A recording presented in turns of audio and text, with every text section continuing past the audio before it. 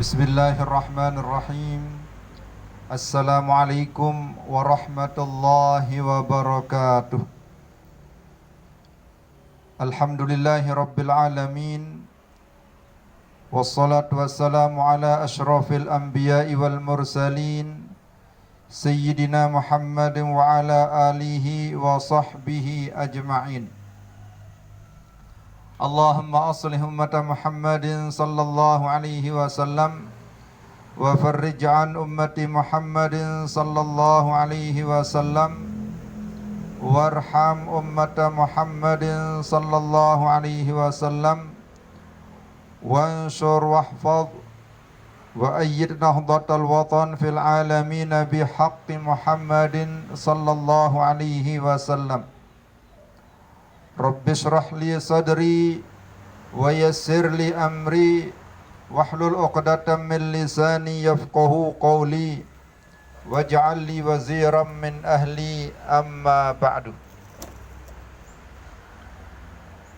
Saudara-saudaraku kaum muslimin muslimat rahimani wa iyyakumullah. Alhamdulillah wa syukrulillah, kita dipertemukan oleh Allah Subhanahu wa ta'ala dalam kesempatan ini untuk kembali kita membuka kitab Nasaihul Ibad, buah karya dari Al-Imam Al-Faqih Al-Mufassir Al-Muhaddis Al-Syekh Nawawi Al-Bantani rahimahullahu ta'ala. Mudah-mudahan kita mendapatkan keberkahan ilmu beliau minad dunya ilal akhirah. Amin ya rabbal alamin. Para santri di mana saja berada, kaum muslimin muslimat rahimani wa iyyakumullah. Pada pertemuan terdahulu kita telah berbicara hadis pertama dari bab Al-Khumasi, yakni man ahana khamsatan khasira khamsatan, man istakhaffa bil ulama khasirad din, wa man istakhaffa bil umara khasirad dunya, wa man istakhaffa bil jiran khasiral manafi'. Saudara-saudaraku kaum muslimin muslimat rahimani wa iyyakumullah, sekarang kita akan berbicara tentang meremehkan tetangga. Di sini dijelaskan wa man istakhaffa bil jiran khasiral manafi'. Dan siapa saja yang meremehkan tetangga, ay al-mujawirina fil masakin min jami'il jihad. Jadi meremehkan tetangga min jami'il jihad, dari semua arah. Maksudnya tetangga kita siapapun dia, bagaimanapun mereka, dari kanan, dari kiri, dari depan, dari belakang, dari semua arah, kita tidak boleh meremehkannya. Teringat kita bagaimana akhlak Rasulullah sallallahu alaihi wasallam dulu ketika di Madinah bertetangga dengan orang-orang non-muslim, bertetangga dengan orang Yahudi, bertetangga dengan orang Nasrani, bertetangga dengan orang Majusi.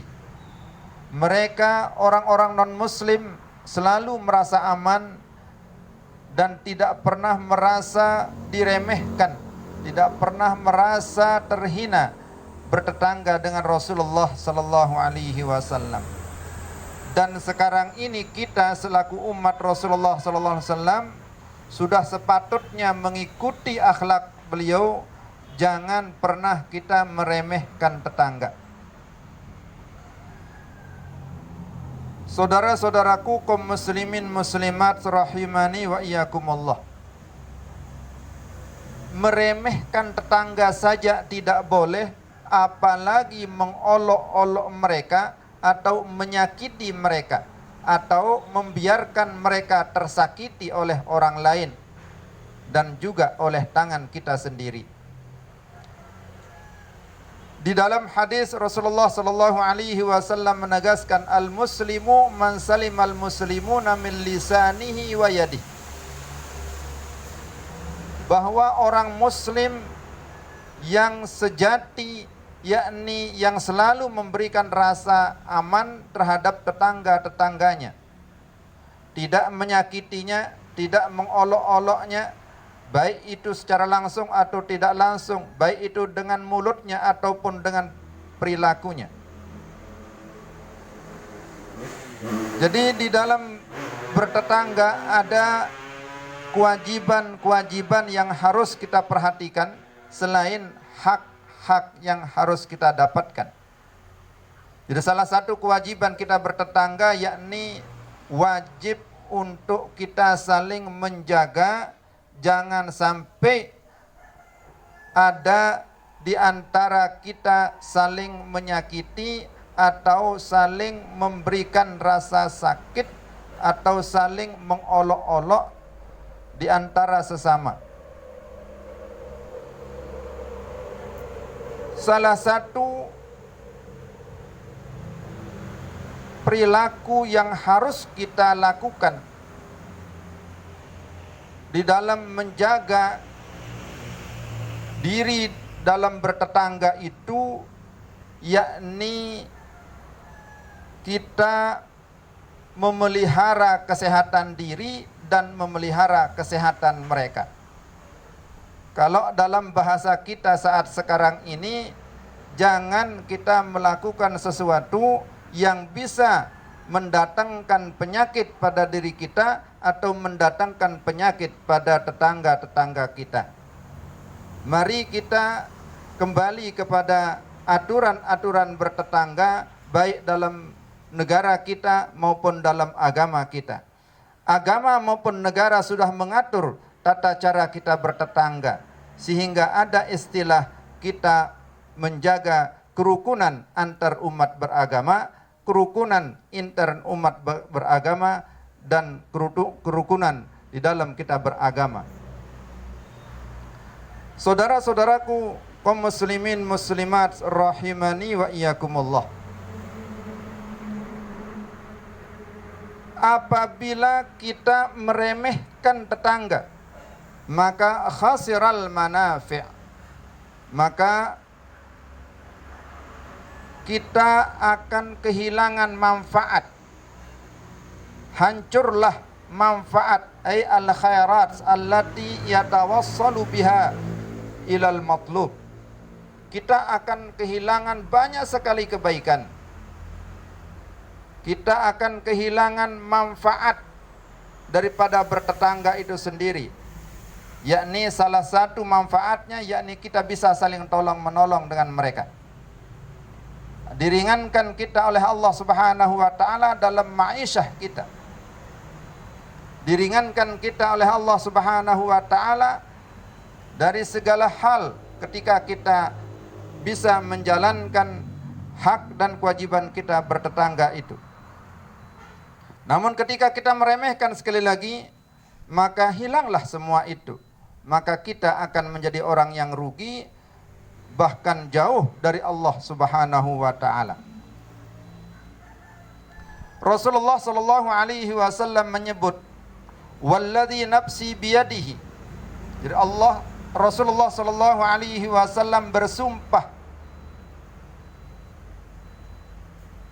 demi yang jiwaku berada di tangannya, yakni demi Allah, la yu'minu 'abdun hatta yuhibba li jarihi ma yuhibbu li nafsi.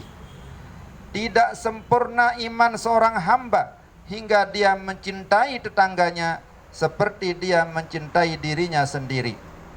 Jadi ketika kita takut akan kena wabah penyakit, takut akan kena corona, lalu kita menghindar dari corona tersebut, maka begitu pula cara kita dalam bertetangga. Jauhi tetangga kita dari penyakit corona, jauhi tetangga kita dari wabah-wabah penyakit lainnya. Jadi sebagaimana kita mencintai diri kita sendiri, begitulah cara kita mencintai tetangga kita.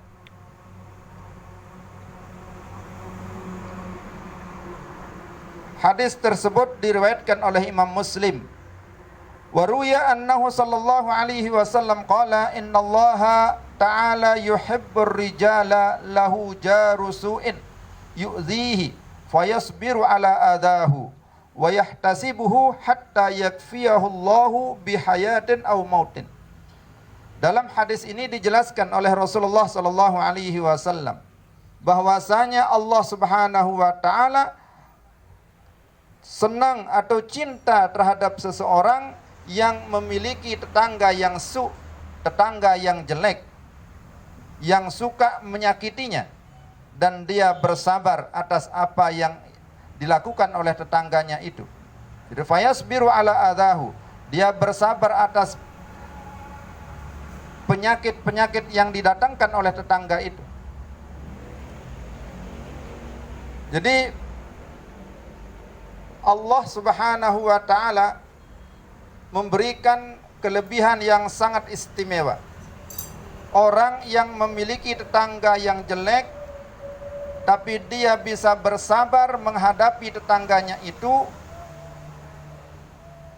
bersabar dalam menghadapi kejelekan-kejelekan tetangganya, dia tidak membalas dengan kejelekan apapun, maka Allah akan melindungi dia, mencukupkan dia dari tetangga yang jelek itu. Jadi Allah tidak menyia-nyiakan apa saja yang kita lakukan di atas dunia ini. Ketika kita bersabar, maka Allah balas kesabaran kita dengan perlindungan yang luar biasa. Ketika kita bersyukur, Allah balas dengan tambahan-tambahan rezeki, tambahan-tambahan nikmat yang luar biasa pula. Jadi saudara-saudaraku kaum muslimin muslimat rahimani wa iyyakumullah, inti daripada apa yang saya sampaikan pada kesempatan ini, mari kita jaga diri kita dan jaga tetangga kita. Jangan sampai ada di antara kita terkena wabah penyakit corona. Jangan sampai ada di antara kita yang lalai dari segala macam penyakit atau segala macam musibah. Wajib kita selaku orang yang bertetangga saling mengingatkan, saling menjaga, saling mengayomi atau saling melindungi bahasa lainnya, agar kita sama-sama selamat dari segala macam bahaya. Saudara-saudaraku kaum muslimin muslimat rahimani wa iyyakumullah, sebelum saya akhiri apa yang saya sampaikan ini, ingin kami tegaskan bahwa alhamdulillah wa syukrulillah, kita pada saat menghadapi wabah penyakit corona ini, banyak kita diberikan rukhsah oleh Allah Subhanahu wa taala. Rukhsah artinya keringanan. Jadi keringanan itu wajib untuk kita ambil, wajib untuk kita terima. Mana dia keringanan itu? Kita dibolehkan untuk tidak sholat Jumat. Ya. Artinya bukan kita dipaksa untuk melaksanakan sholat Jumat itu, tapi boleh kita tidak sholat Jumat, menggantinya dengan sholat zuhur. Yang kedua, rukhsah yang kedua, kita diperbolehkan, diringankan untuk tidak melaksanakan salat tarawih di masjid, tapi dipindah tempatnya, yakni di rumah. Itu adalah rukhsah. Begitu pula dengan tadarusan, begitu pula dengan yang lain-lainnya. Semua ini adalah rukhsah dari Allah Subhanahu wa taala yang wajib untuk kita terima. Karena dalam satu hadis dijelaskan oleh Rasulullah sallallahu alaihi wasallam, riwayat Imam Ahmad, "Man lam yaqbal rukhsatallah kana alaihi minal ismi mislu jibali Arafah." Siapa yang tidak menerima rukhsah dari Allah Subhanahu wa taala, kana alaihi minal ismi, maka dia adalah termasuk orang yang melaksanakan dosa mislu jibali Arafah, seperti gunung Arafah. Jadi dosanya besar sekali.